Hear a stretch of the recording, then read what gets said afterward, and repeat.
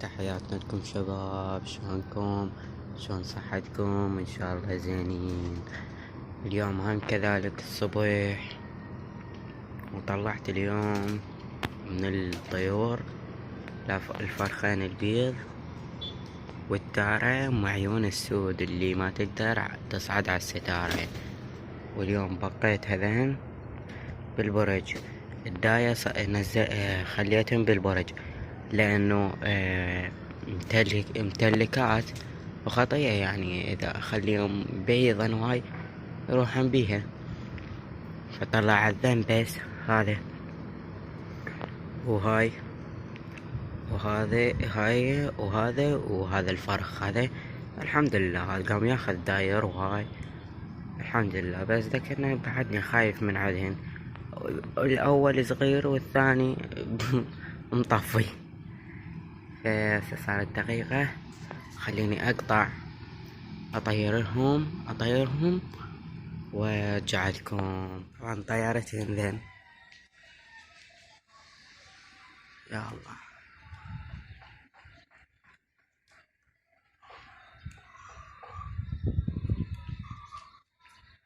الحمد لله. هذول جاي نتونس هسه عليهن ان شاء الله. عالشتا ان شاء الله نطيرهن كلهن، حتى ذكن الافراخ لا تنسون عندنا فراخ. الحمد لله هذا الفرخ صاير بنصهن والتمام تمام. لا تحطين.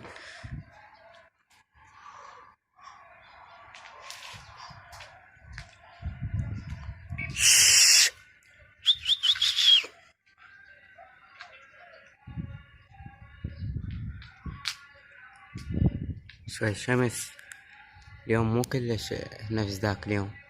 صبح لا، تقريبا الساعة 8 هيك.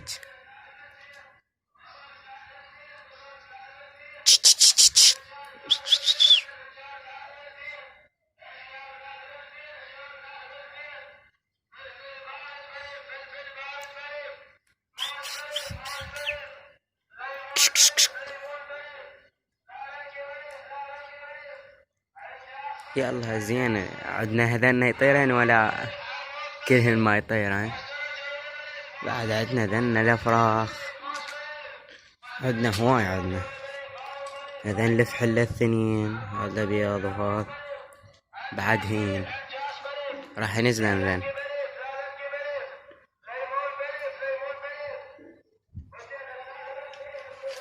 نفتح الباب خليه يطلعن زين حتى ننزلنهن.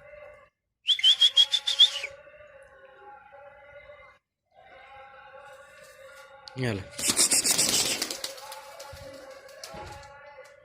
ذن هنا جا. شوفوا الفرخ وياهن عدل قبل شباب.